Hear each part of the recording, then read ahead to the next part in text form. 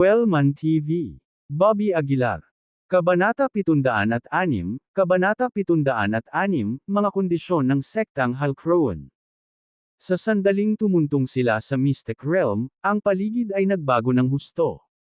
Sa sabay-sabay na pagpasok ng grupo, agad na nagsimulang magsara ang pasukan.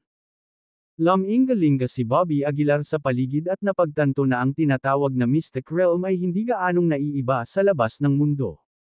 Gayunpaman, ang chi sa loob ng kaharian na ito ay talagang mas sagana. Bilang karagdagan, naramdaman ni Bobby ang isang sinaunang, kakaibang aura sa kaharian na ito. Maliwanag, ang Mystic Realm ay umiral ng maraming taon. Mr. Aguilar, paano mo ito nahanap? Nakangiting tanong ni Rex Osborne. Bahagyang tumango si Bobby at sumagot, hindi ito ang naisip ko. Hayaan mong ipakita ko sa iyo ang paligid. Alok ni Rex. Pagkatapos, pinangunahan ni Rex, naglalakad sa Mystic Realm. Kahit na ang kaharian ay hindi malaki, ang espasyo nito ay medyo matatag, at halos walang anumang mga palatandaan ng pagbagsak. Sa loob ng kaharian, bilang karagdagan sa purong chi na natitira mula sa maraming taon na ang nakakaraan, mayroong isang bahagyang pahiwatig ng isang kakaibang aura. Ang aura na ito ay naramdaman na katulad ng sa tatlong purong sinaunang puno. Sa ilalim ng magandang kapaligiran ng chi, ang buong Mystic Realm ay napakaganda. Sa kaakit-akit na mga bundok at malinaw na tubig, hindi maiwasan ng isa na maghintay para sa gayong tagpuan. Ang Halcroan sect ay may ilang mga tunay na eksperto upang makalikha ng isang kaharian na tulad nito. Taos-pusong hinangaan ni Bobby. Ang paglikha ng sariling espasyo ay isang kahangahangang gawa. Mr. Aguilar, binibigyan mo kami ng labis na kredito. Umiling si Rex. Natawa siya, hindi tayo makakagawa ng kaharian na ganito. Naiwan ito ng ating mga nauna. Napaisip si Bobby at pumayag. Ang nasabing isang matatag na espasyo ay malamang na mangangailangan ng interbensyon ng isang makapangyarihang magsasaka ng lupain. Kung ang Halcroan sect ay may makapangyarihang realm cultivator, hindi nila kailangang matakot sa mga autoridad. Pagkatapos ng lap around the realm, dinala ni Rex si Bobby sa isang villa. Mr. Aguilar, maaari kang manatili dito pansamantala. Mungkahi ni Rex. Umiling si Bobby, no need, I have other matters to attend to. Hindi ako magtatagal dito. Aalis ako ngayon. Sa halip, pag-usapan natin ang mahahalagang bagay. Nagulat si Rex, aalis agad. Well, sige, Mr. Aguilar, punta tayo dito. Lumapit sila sa isang great hall. Sa loob ng bulwagan, mahigit 10 tao ang same time na nakaupo. Ang 10 individual na ito ay lumilitaw na may masamang intensyon, na nagdadala ng mahinang espiritong mamamatay tao sa paligid nila. Siguro ikaw si Bobby Aguilar. Isang lalaki ang tumayo ng mga sandaling iyon. Si Bobby ay tumingin sa kanya, hindi mapagpakumbaba o mayabang, at sumagot, oo, at paano naman? Kilala mo ba kung sino ako? Patuloy ng lalaki. Hindi napigilan ni Bobby ang mapangiti, mahalaga ba kung sino ka sa akin? Hahaha. Humagalpak ng tawa ang lalaki. Tiyak na gumawa ka ng ilang malalaking alon gamit ang aking pangalan. Habang nagsasalita siya, isang mahabang espada ang lumitaw sa kamay ng lalaki na may pag-iling. Ginagamit ang iyong pangalan. Nagsalubong ang kilay ni Bobby. Pagtingin sa kasuotan ng lalaki ay parang may nahulaan si Bobby. Ikaw ba si Perry Elliott? Pansamantalang tanong ni Bobby. Tama. Itinusok ng lalaki ang kanyang mahabang espada sa lupa at malamig na sinabi, ako si Perry Elliott. Ginaya mo ako, gumawa ng mga maling gawain, hindi ba dapat humingi ka ng tawad sa akin? Bahagyang nagsalubong ang mga kilay ni Bobby. Parang may kakaiba sa Perry Elliott na ito. Sa pagkakaalam ni Bobby, si Perry Elliott at ang Capital City Martial Arts Association ay palaging magkaaway. Karaniwan, kung ginamit ng isang tao ang kanyang pangalan upang parusahan ang kanyang mga kaaway, dapat na matuwa si Perry Elliott, o hindi bababa sa, hindi magalit. Malamig na tinitigan ni Perry Elliott si Bobby, ano, hindi mo ba naintindihan ang sinabi ko? Hindi ko sinabing ako si Perry Elliott, at saka, hindi rin kita kilala. Mahinahong sagot ni Bobby. Nanginginig ang mahabang espada ni Perry, at malamig niyang sinabi, "Fine. Balita ko hindi mahina ang swordsmanship mo. Tingnan ko sa sarili ko." Bahagyang nawala ang kanyang mga salita nang si Perry, na hawak ang kanyang matalas na espada, ay diretsyong itutok sa noo ni Bobby. Ang matalas at masasamang liwanag ng espada ay mabangis na tumusok patungo sa noo ni Bobby. Nagbago ang mukha ni Bobby, at agad niyang pinakawalan ang shrink and ground into an inch technique, umatras sa bilis ng kidlat. Nawala ang liwanag ng espada, humahampas sa lupa. Ang lupa ay agad na nagpakita ng isang mahabang marka, na sinundan ng buong ibabaw na bamuka. Nang makita ang eksenang ito, naging malamig ang ekspresyon ng mukha ni Bobby. "Gusto mo akong patayin?" Malamig na tiningnan ni Bobby si Perry Elliott. Nang may malamig na singhot, sumagot si Perry, "Paano kung gagawin ko, at paano kung hindi?"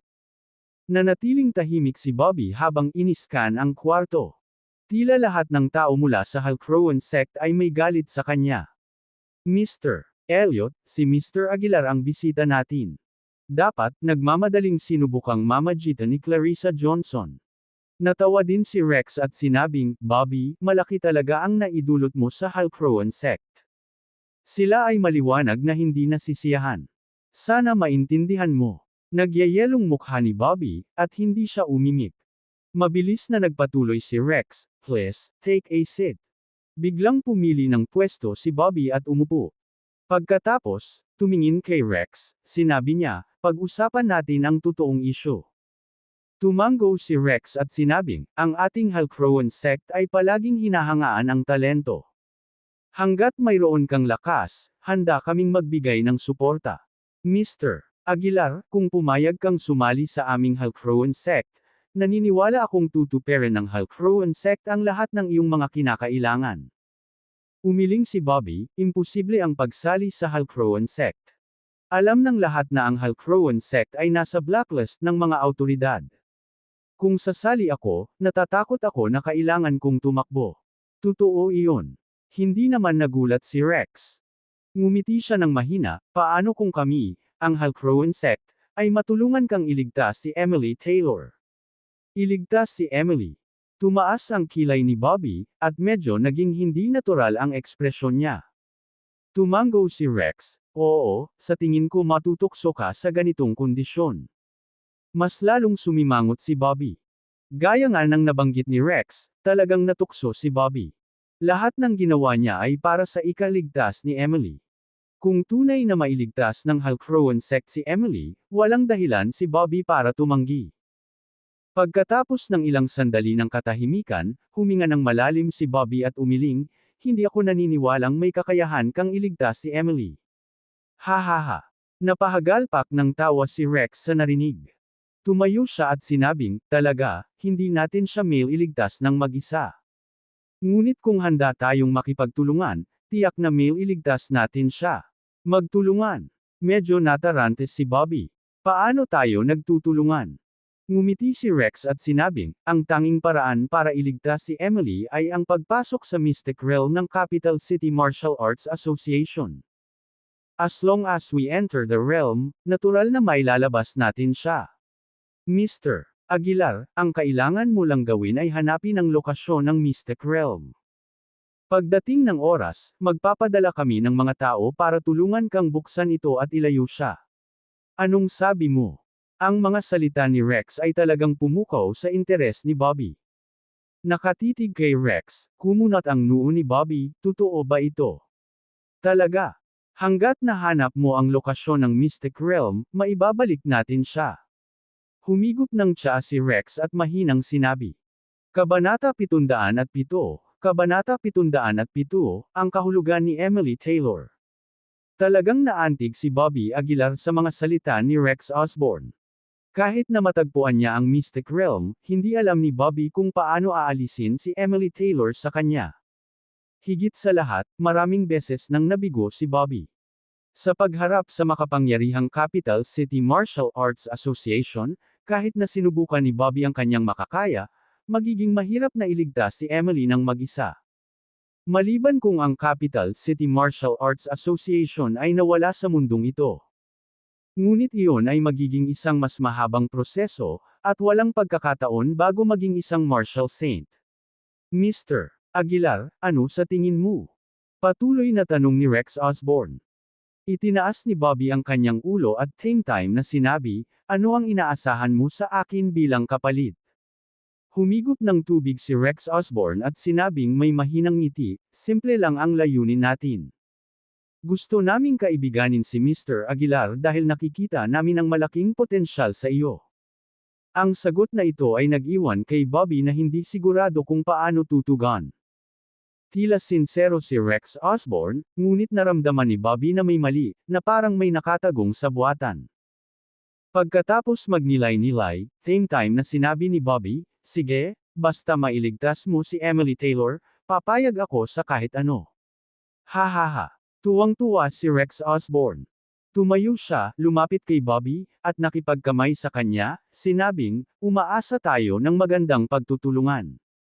Hold on, biglang pag-iiba ni Bobby ng usapan. Ikaw, Halcrowan Sect, ay palaging binibigyang diin na mag-aalok ka sa akin ng maraming mapagkukunan, tama ba? Tanong ni Bobby. Tumango si Rex Osborne, oo naman. Mabuti. Tumango si Bobby.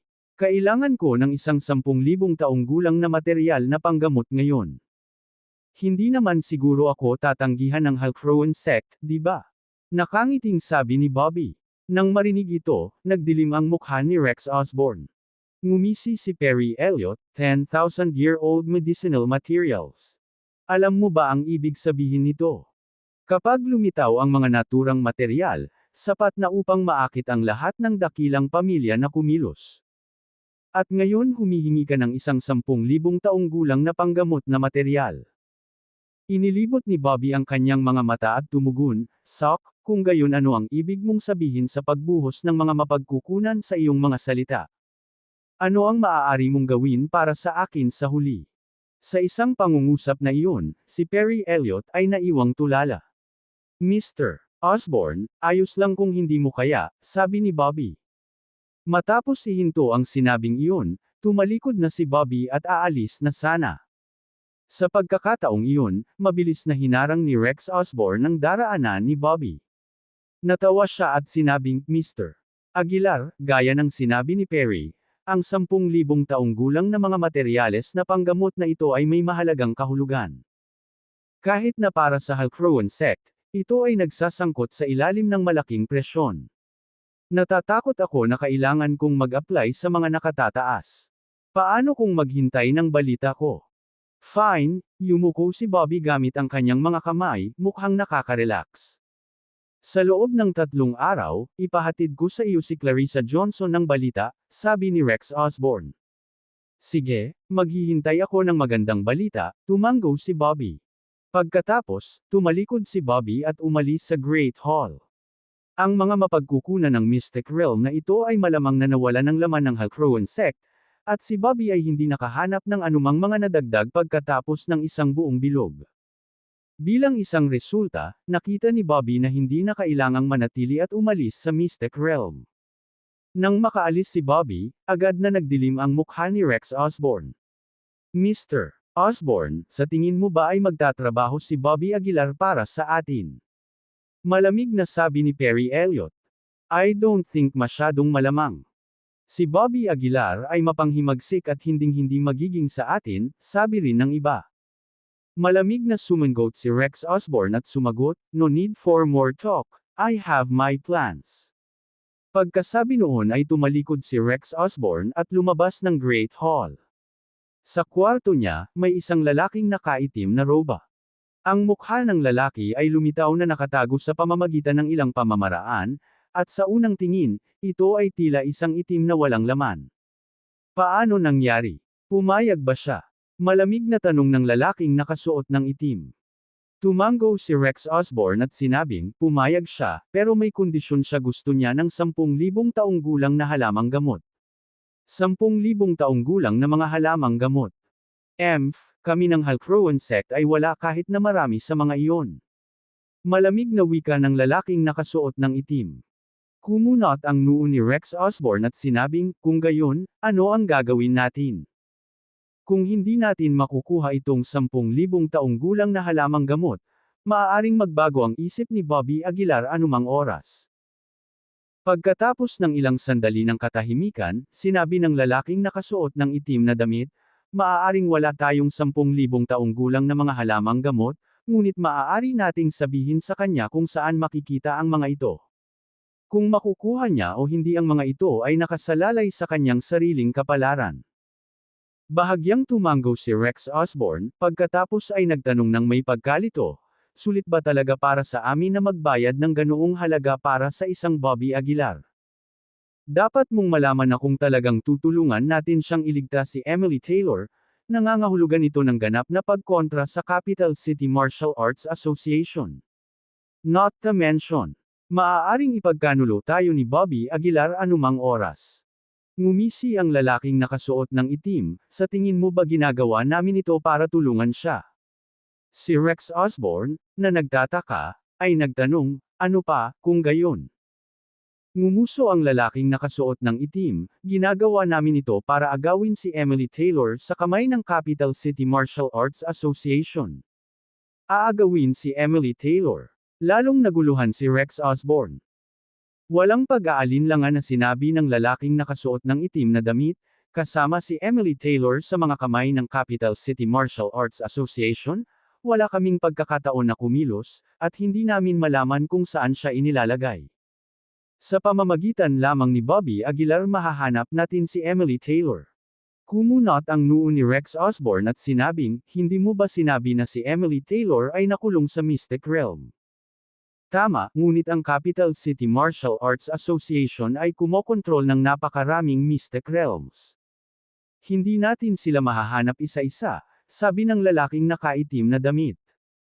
At hindi rin namin alam kung saan matatagpuan ang Mystic Realms ng Capital City Martial Arts Association. Kapag naalis si Emily Taylor sa Mystic Realm, mawawalan ng halaga si Bobby Aguilar. Nang marinig ito, agad na naintindihan ni Rex Osborne.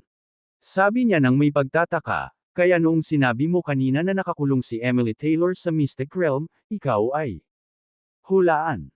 Casual na sabi ng lalaking nakasuot ng itim. Talagang dadalhin siya ng Capital City Martial Arts Association sa Mystic Realm dahil ito ang pinakaligtas na lugar. Hindi maiwasang mamangha si Rex Osborne, bumulong-bulong, anong uri ng pagkakakilanlan mayroon itong Emily Taylor para malampasan natin ang lahat ng problemang ito. Bahagyang tumawa ang lalaking nakasuot ng itim, let's put it this way kapag mayroon na tayo Emily Taylor, hindi nakakailanganing ma-corner ang ating Halcrowan sect sa ibang bansa. Lalo nitong ikinagulat si Rex Osborne. Ang isang babae na hindi kailanman nagsanay ng martial arts ay maaaring magkaroon ng napakalaking epekto. Ito ay tunay na hindi maisip. Pagkatapos umalis sa Mystic Realm, humihingi ng tawad si Clarissa Johnson, Mr. Aguilar, hindi ka magtatanam ng sama ng loob tungkol sa insidente ng Perry Elliott, hindi ba? Inaasahan pa rin ng Halcrowan sect ang iyong pagsali. Napangiti ng mahina si Bobby Aguilar, syempre hindi ako tatutol. At saka, napakaraming tao ang napatay kumula sa Halcrowan sect, kaya hindi masyadong palakaibigan ang kanilang ugali. Sa kabaligtaran, kung sila ay nasa isang labis na mapagpakumbabang saloobin, ito ay maghahinala sa akin. Tumango si Clarissa Johnson, nakangiti, mabuti iyan, mabuti iyon.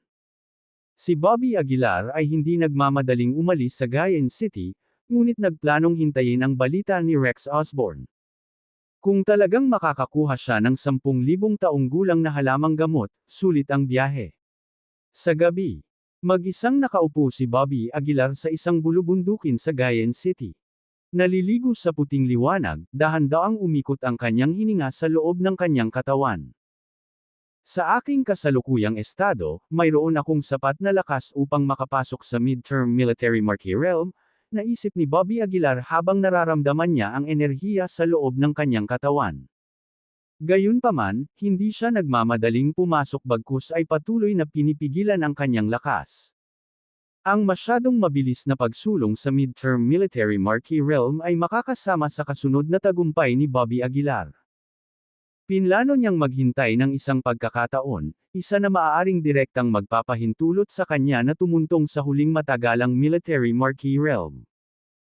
Kabanata 708, Kabanata 708, Nakakatakot na pagkakataon. Sa panahong ito, bihirang makakita ng martial saint.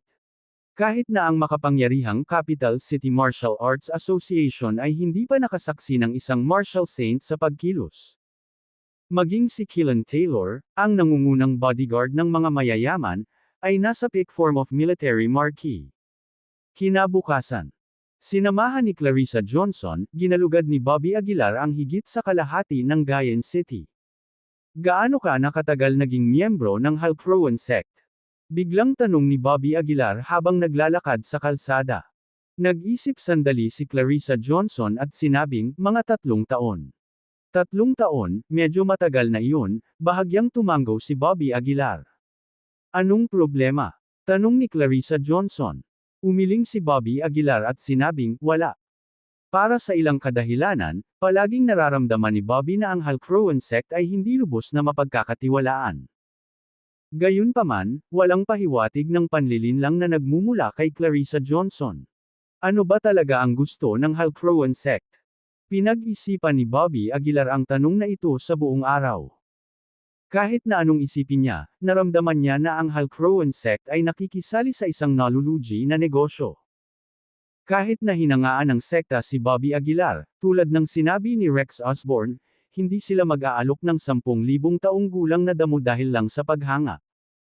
Sinadya ni Bobby Aguilar ang mga kondisyong iyon para pahirapan ang Halcrowan sect. Kung pumayag nga sila, hindi maiwasan ni Bobby na maghinala sa intensyon ng Halcrowan sect. Sa sandaling iyon, biglang nakaramdam ng kakaibang sensasyon si Bobby Aguilar sa kanyang katawan. Bagamat panandalian ang sensasyon, hindi ito nakaligtas sa pangunawa ni Bobby. Anong mali? Tanong ni Clarissa Johnson. Umiling si Bobby Aguilar at sinabing, wala. Pagsapit ng gabi. Bumalik sina Bobby Aguilar at Clarissa Johnson sa kalye ng merienda at casual na pumili ng isang pub para sa hapunan. Bagamat ang pagtatanim ni Bobby ay nasa punto na kung saan hindi na niya kailangan ng pagkain para mabuhay, ang mga sarap ng mundo ay sadyang hindi mapaglabanan. Pagkaupo nila ay inabot ni Clarissa Johnson ang menu. Mr. Aguilar, mangyaring tingnan at magpasya kung ano ang gusto mong kainin, magalang na sabi ni Clarissa Johnson. Kinaweya ni Bobby Aguilar ang kanyang kamay at sinabing, magpasya ka, umorder ka na lang ng ilang signature dish. Bago pa siya matapos magsalita, muling lumitaw ang kakaibang sensasyon na iyon. Sa pagkakataong ito, mas malakas pa ito kaysa dati. Biglang tumayo si Bobby Aguilar, kumunot ang kanyang mga kilay, at inilibot ng kanyang mga mata ang paligid. Mr. Aguilar, anong problema? Naguguluhan na tanong ni Clarissa Johnson.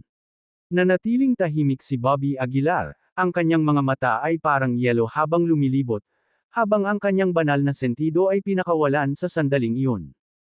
Ano ang kakaibang pakiramdam na ito? Nakakunot ang noo ni Bobby Aguilar sa sinabi niya. Sa pamamagitan ng banal na sentido ni Bobby na sumasakop sa lugar, walang sino man ang maaaring magtago. Biglang may nakitang figure si Bobby. Jean Massey. Naningkit ang mga mata ni Bobby, at sa pag-iling ng kanyang paa, nawala ang kanyang anyo sa manipis na hangin. Sa sumunod na segundo, biglang sumulpot si Bobby Aguilar sa harap ni Jean Massey. Ang hakbang na ito ay labis na ikinagulat ni Jean Massey. Nauutol niyang sabi, ano? Anong ginagawa mo? Wala akong ginawa, huwag mo akong guluhin. Nang makita ang kaba na ekspresyon ni Jean Massey, lalo pang naghinala si Bobby Aguilar. Anong kinakatakutan mo? Singkit na mga mata ang tanong ni Bobby. Bumakas ang gulat sa mukha ni Jean Massey habang bumubulong, ako, hindi ako natatakot, umalis ka na lang, gusto ko nang umuwi. Pagkatapos ng pangungusap na iyon, tumalikod si Jean Massey at umalis. Pinagmamasdan ng mga gulat na hakbang ni Jean Massey, isang malamig na ngiti ang sumilay sa gilid ng bibig ni Bobby Aguilar. Sa sandaling ito, si Jean Massey ay desperado na tumatakbo patungo sa kanyang tahanan, paminsan-minsan ay lumilingon sa likod, natatakot na maabyutan ni Bobby. Nang makarating sa villa sa kanilang tahanan, nagmamadaling naglakad si Jean Massey patungo sa isang secret chamber. Ang lihim na silid na ito ay napuno ng makapal na nakaimpake na mga inscription sa landas, at ang pintong bato ay nagbigay ng malakas at solemn na hangin. Dad, kamusta? Kamusta? Nag-aalalang sabi ni Jean Massey. Mula sa loob ang boses ni Tristram Massey. Malamig siyang nagsalita, huwag kang mag-alala, magtatagal ito. Jean Massey gritted his teeth and said, Dad, bilasan mo. Pakiramdam ko ay may napansin si Bobby Aguilar. Ang ganitong uri ng pamamaraan ay hindi matutukoy. Parang takot ka lang sa akin, sanggal ni Tristram Massey. Masama ang hitsura ni Jean Massey at sinabing, Tay, hindi na ako makapaghintay na makita si Bobby Aguilar na humihingi ng awa sa kanyang mga tuhod sa harap ko. Walang pakialam na sinabi ni Tristram Massey, kapag kumpleto na ang teknik ko at nakuha ko na ang kanyang malaking kapalaran, mawawalan na siya ng silbi. Sa oras na iyon, madali siyang patayin. Sabik na tumanggo si Jean Massey, gusto ko siyang humingi ng awa sa kanyang mga tuhod sa harap ng lahat. Para wala na siyang lugar na malibing kapag namatay siya. Mayroon kang makamandag na pag-iisip. Maya-maya lang, may nagyayelong boses mula sa likuran. Paglingon nila, nakita nila si Bobby Aguilar na malamig na nakatayo sa pintuan. Bobby Aguilar. Paano? Paano ka napunta dito?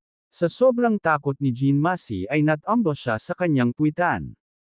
Malamig na sinabi ni Bobby Aguilar, akala ko may talent ka, kaya ayaw kitang patayin, pero gusto mo akong saktan. Natarante si Jean Massey, nanginginig ang kanyang mga labi habang nauuto, ikaw, huwag kang lalapit, o, hindi ka patatawarin ng tatay ko. Hindi umimik si Bobby Aguilar, sa halip, itinaas lang niya ang kanyang daliri at isang sinag ng liwanag ang direktang pumutok sa gitna ng noo ni Jean Massey. Ang kanyang ulo ay sumambulat kasama ang kanyang banal na kahulugan. Pagkatapos, kinuha ni Bobby Aguilar ang mga ginintoang core mula sa katawan ni Jean Massey at inilagay ang mga ito sa kanyang special magic artifact. Tristram Massey, hindi mo pinapansin ang isang bisita sa iyong pinto. Walang pakialam na sabi ni Bobby Aguilar.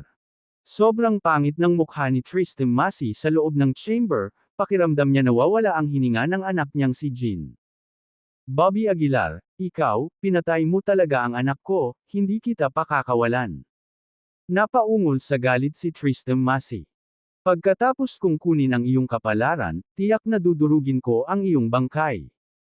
Pinaikit ni Bobby Aguilar ang kanyang mga mata at malamig na sinabi, tinakuha ang aking kapalaran. So, yung kakaibang feeling kanina. Dahil sa teknik mo. Pagkatapos, sinampal ni Bobby Aguilar ang pintong bato at malamig na sinabi, buksan mo ang pinto. Hindi pinansin ni Tristram Massey si Bobby Aguilar. Ngumisi siya at sinabing, managinip ka. Pinatay mo ang anak ko, ipaghihiganti ko siya. Si Bobby Aguilar ay hindi nag-abala sa pag-aaksaya ng kanyang hininga sa Tristram Massey. Ikinuyom niya ang kanyang kamao at saka hinampas ito sa batong pinto. Boom! Ang malaking dagandong ay nagpang-inig sa buong villa. Gayunpaman, ang pintong bato ay nanatiling hindi gumagalaw. Ilang alikabok lang ang nahulog dito. Ngumisi si Tristram Massey, walang silbi. Ang pinto na ito ay gawa sa mga espesyal na materyales at may mga pamamaraan na nakalagay dito. Hindi mo ito masisira. Talaga. Naningkit ang mga mata ni Bobby Aguilar nang sumambulat ang isang maningning na gintong liwanag mula sa kanyang kamao.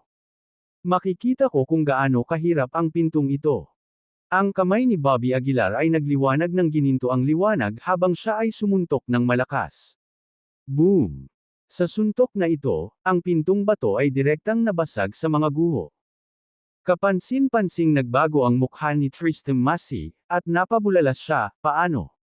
Paano ito posible? Hindi pinansin ni Bobby Aguilar si Tristram Massey at nanlaki ang kanyang mga mata. Ang eksena sa kanyang harapan ay ganap na lampas sa imahinasyon ni Bobby Aguilar. Ito, ang swerteng sinusubukan mong nakawin. Hindi napigilan ni Bobby Aguilar ang bulong sa sarili. Kabanata 700, Kabanata 700, Pagsipsip ng mga kapangyarihan ng paglikha sa lungguhit isa. Nakatitig sa eksenang nasa harapan niya, nanlaki ang mga mata ni Bobby Aguilar. Sa silid na ito, bukod sa isang malaking array platform, may mga pader na puno ng mga hanay sa hanay ng mga bote at garapon. Tila may dumadaloy sa loob ng mga garapon na ito, nakahawig ng gas at likido. Lumilitaw na mayroon silang isang uri ng kamalayan sa buhay habang sila ay patuloy na kumikislot sa loob ng mga garapon. Sa unang tingin, mayroong hindi bababa sa 10,000 ng mga naturang bote. Ito, ang mga kapangyarihan ng paglikha. Bulong ni Bobby Aguilar sa ilalim ng kanyang hininga. Sa hindi malamang dahilan, nakaramdam siya ng hindi komportable na pakiramdam sa kanyang puso. Si Tristan Massey ay umakyat mula sa lupa, at sa tabi ng kanyang array platform, mayroong isang malaking banga ng lupa. Sa sandaling ito, mayroong ilang gintong gas sa garapon. Bobby Aguilar, pinatay mo ang aking anak, tiyak na maghihiganti ako. Si Tristan Massey ay nagngangalit ang kanyang mga ngipin habang nagsasalita.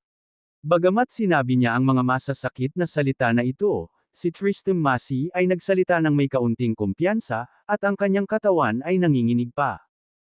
Hindi pinansin ni Bobby Aguilar ang kanyang pagbabanta at itinuro ang mga garapon sa nakapalibot na mga dingding, at nagtanong, ito ba ang kapangyarihan ng paglikha? Ano nga ba ang sangkap na ito, at paano mo ito ginagamit? Natigilan si Tristan Massey at galit na sinabi, Bobby Aguilar.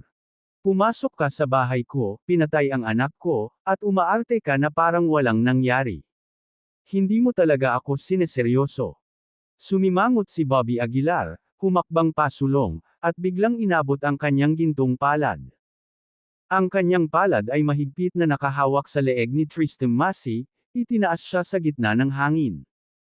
Agad na sinakal ng nakakatakot na puwersa ang vital energy ni Tristan Massey, dahilan para hindi siya makagalaw.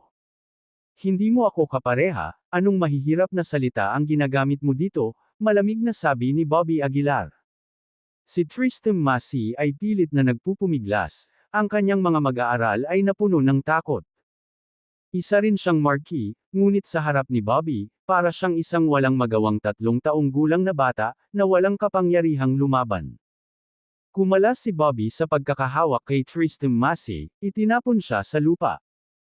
Pagkatapos, pinagsalpak ni Bobby Aguilar ang kanyang mga palad at malamig na nagsalita, kung ayaw mong mamatay, sagutin mo ng tapat ang mga tanong ko. Natakot si Tristan Massey, inalis niya ang sarili sa lupa at nag-aalangan na sinabi, ikaw. Sige ka. Itinuro ni Bobby Aguilar ang nakapalibot na mga bote at garapon at nagtanong, ano ba talaga ang mga ito? Bumulong si Tristan Massey, ito ang mga kapangyarihan ng paglikha, na nakuha mula sa mga tao. Mga kapangyarihan ng paglikha. Ano iyon? Naningkit ang mga mata ni Bobby. Ipinaliwanag ni Tristan Massey, ang kapangyarihan ng paglikha ay isang kakaibang banal na kapangyarihan, hindi ko alam kung paano ito ipapaliwanag, ngunit napakalaki ng katalinuhan na dala nito. Itinuro ni Bobby na ipagpatuloy ni Tristan Massey ang pagsasalita.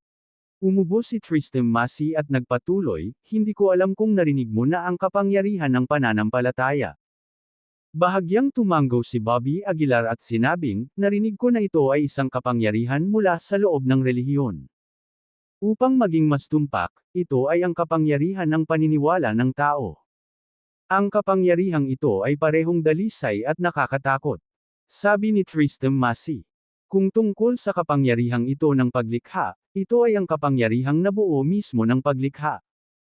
Ang kapangyarihang ito ay hindi limitado sa mga tao, ngunit lahat ng bagay na may kapalaran ay maaaring makabuo ng mga kapangyarihan ng paglikha. Nang marinig ito, hindi maiwasan ni Bobby Aguilar ang mabigla. Talaga bang may mga kakaibang kapangyarihan sa mundo? Ito ay hindi narinig. Sa loob lamang ng ilang maikling araw, halos nabaligtad na ang pananaw ni Bobby sa mundo. So sinasabi mo, ang kapangyarihan ng paglikha sa Gayan City ay talagang nahugot mo. Kumunot ang noo ni Bobby. Walang itinago si Tristan Massey, tumango siya at sinabing, tama, karamihan sa mga kapangyarihan ng paglikha na nakikita mo sa harapan mo ay galing sa Gayan City. Natahimik si Bobby Aguilar, ibinaba ang kanyang ulo upang tingnan ang garapon sa array platform. Sa loob ng garapon, dumadaloy ang gintong gas. Ito ba ang sarili kong kapangyarihan ng paglikha? Tanong ni Bobby. Tumango si Tristan Massey. Oo, pero isang bahagi lang ang kinuha ko. Lalong nabigla si Bobby Aguilar. Dinampot niya ang garapon at pinagmasdang mabuti. Sa garapon, ang tinatawag na kapangyarihan ng paglikha ay mga kumpol ng gas. Ang mga kumpol ng gas na ito ay halos hindi nakikilala mula sa nakapaligid na hangin, na nagpapakita ng walang pagbabago. Ano ang silbi ng kapangyarihan ng paglikha? Tanong ni Bobby. Sinabi ni Tristan Massey, ang kapangyarihan ng paglikha ay, sa madaling salita, kapalaran. Ang kapangyarihang dala ng tadhana ay walang hanggan. Hindi lamang nito mapapahusay ang paglilinang ng isang tao, ngunit maaari rin itong baguhin ang kapalaran at pinakamataas na limitasyon ng isang tao. Isa ito sa pinakamakapangyarihan at pinakamahalagang kapangyarihan. Lalong namangha si Bobby. Mayroon talagang mga ganitong pamamaraan sa mundo. Isang bagay ang pilit na agawin ang paglilinang ng isang tao, ngunit ang puwersahang agawin din ang kapalaran ng isang tao. Ano ang mangyayari sa mga natanggal ang kanilang mga kapangyarihan sa paglikha? Tanong ni Bobby. Mabilis na sinabi ni Tristan Massey, kapag ang kapangyarihan ng paglikha ay naalis na, ang tao ay magiging lubhang malas at kailangan ng mahabang panahon para makabawi. Habang nagsasalita siya, mabilis na idinagdag ni Tristan Massey, kinuha ko lang ang kapalaran ng Gayan City sa loob ng 10 taon, at sa susunod na taon na ang huli. Pinagmasdan ni Bobby ang paligid at medyo nalilitong nagtanong, kung gayon, bakit mo piniling manatili sa Gayan City sa halip na pumunta sa ibang lungsod? Kumunat ang noo ni Tristan Massey na tila nag-aalangan. Malamig na sinabi ni Bobby, kung ayaw mong mamatay, maaari kong alisin ang buhay mo ngayon din. Walang pagpipilian si Tristan Massey kundi sabihin, maraming lungsod ang hindi maaaring makuha ang kanilang kapangyarihan sa paglikha. Ang sakupin ng kapalaran ng isang lungsod ay napakahirap, at maraming kondisyon ang dapat matugunan. Halimbawa, ang lungsod ay dapat na bago, dapat itong magkaroon ng mahabang kapalaran, at mayroon ding mahusay na mga paghihigpit sa lupain. Naghanap ako ng maraming taon, at ang Gayan City lang ang nakakatugon sa mga kinakailangan. Medyo naguguluhan pa rin si Bobby at hindi maiwasang magtanong, bakit hindi na lang kunin ang mga tao? Tulad ng mga henyo o mga binata na may eleganteng pananamit, ang kanilang kapalaran ay dapat na mahusay, tama ba? Tumango si Tristan Massey at sinabing, normally, magiging ganoon, pero sa practice, hindi ganoon kadali. Ang pag-agaw ng mga individual ay madaling natuklasan. At ang kapalaran ng malalaking pamilya ay karaniwang malawak, at sa aking kakayahan, hindi ko ito puwersahang sakupin, ito ay magdadala pa ng kapahamakan sa akin. Nagdilim ang mukha ni Bobby. Malamig niyang sinabi, kung gayon, ang iyong diskarte ay maaari lamang mangapi ang mahihina at nakawin ang kanilang kapalaran. Oo, mas marami o hindi ganoon, ungol ni Tristan Massey.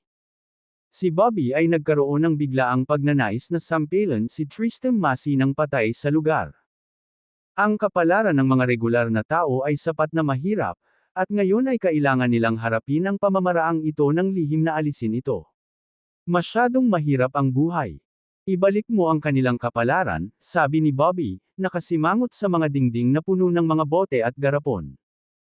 Awkward na sinabi ni Tristan Massey, kapag nahugot ang mga kapangyarihan ng paglikha, hindi na ito maibabalik. Ito ay tulad ng kapangyarihan ng pananampalataya, ito ay isang one-way na daloy.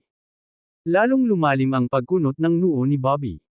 Habang nakatayo roon ng mahabang panahon, sa wakas ay bumantong hininga si Bobby, kaya ko lang tiisin ang sakit at makuha ang mga kapangyarihang ito ng paglikha.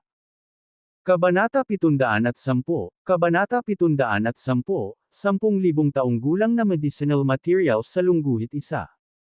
Ang silid na ito ay napuno ng mga kapangyarihan ng paglikha na nakolekta ni Tristan Massey. Karamihan sa mga kapangyarihang ito ng paglikha ay nagmula sa Gayan City.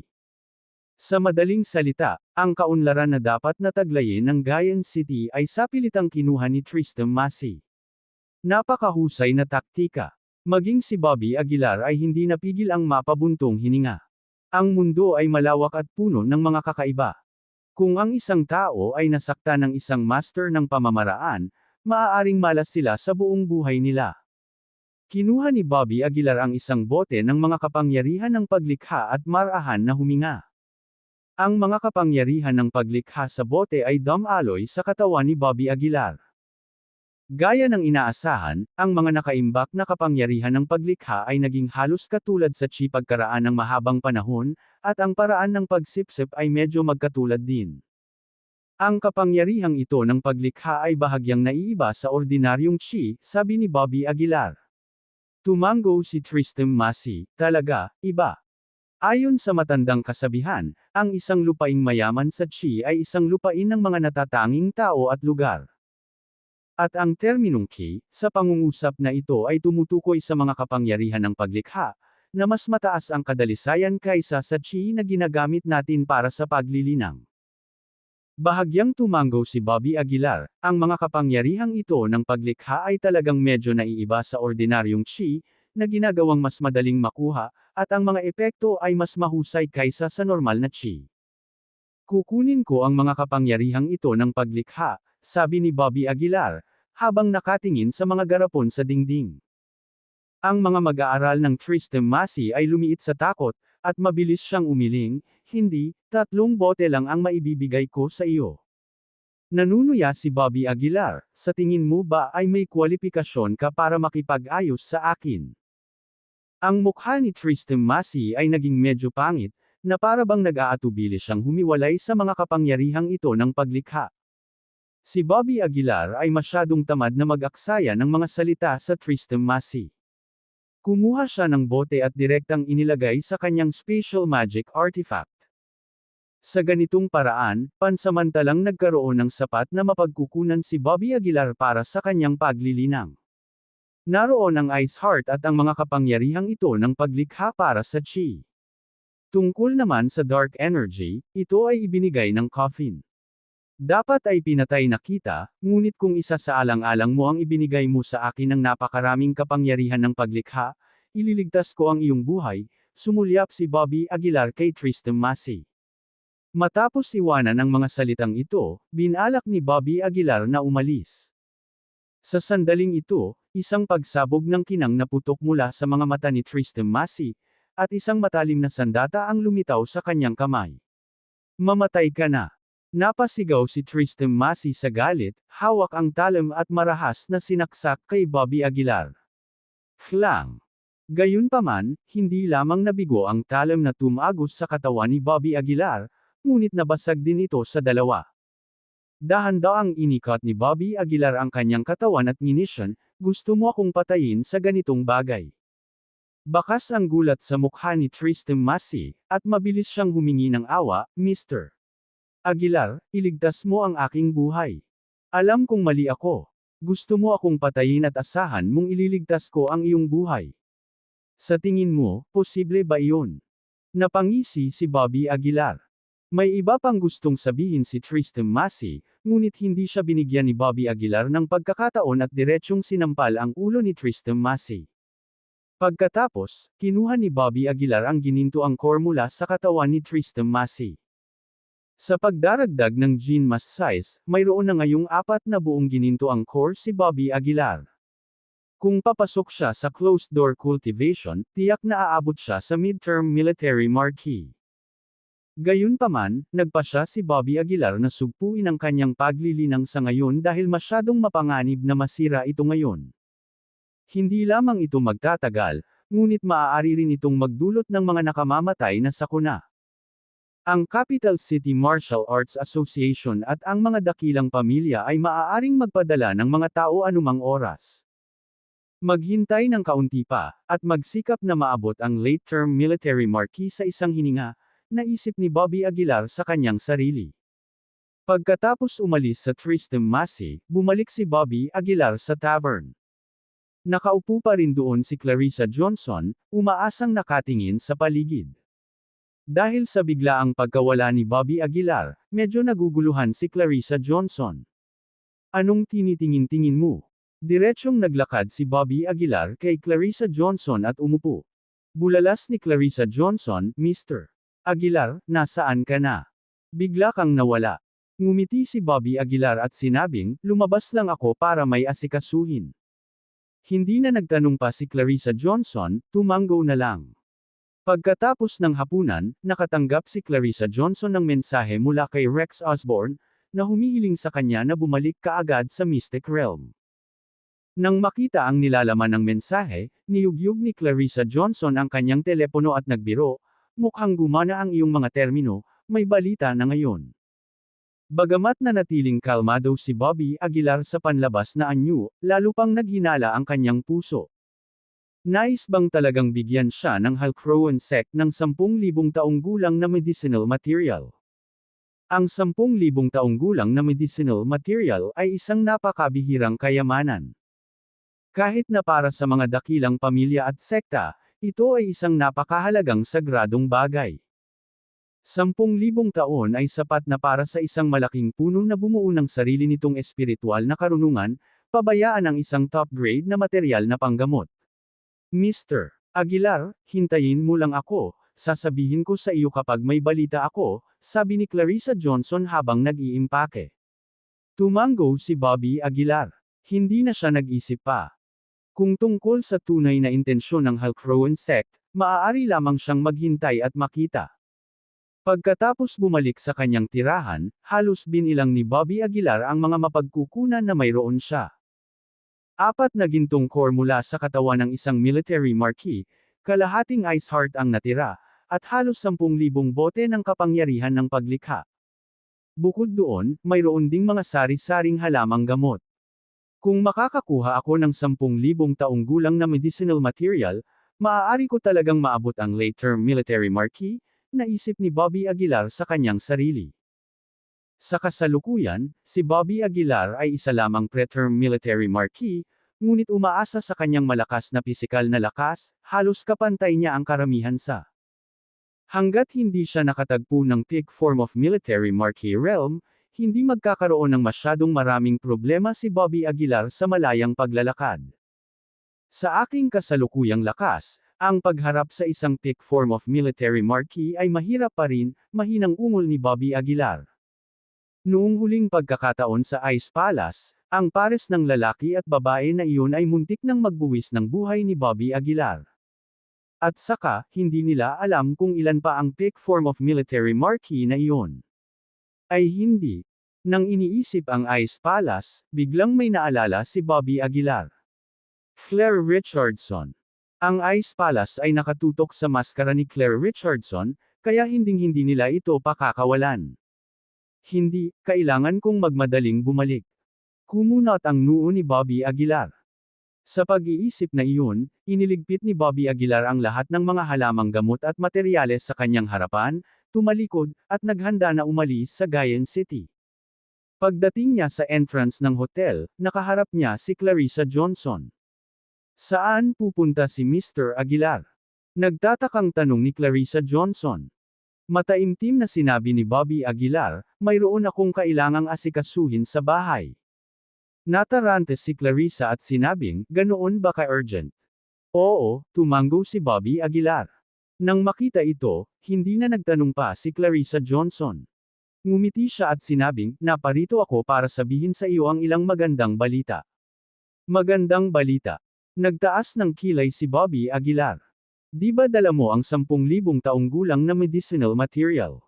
Kumurap si Clarissa Johnson at sinabing, halos.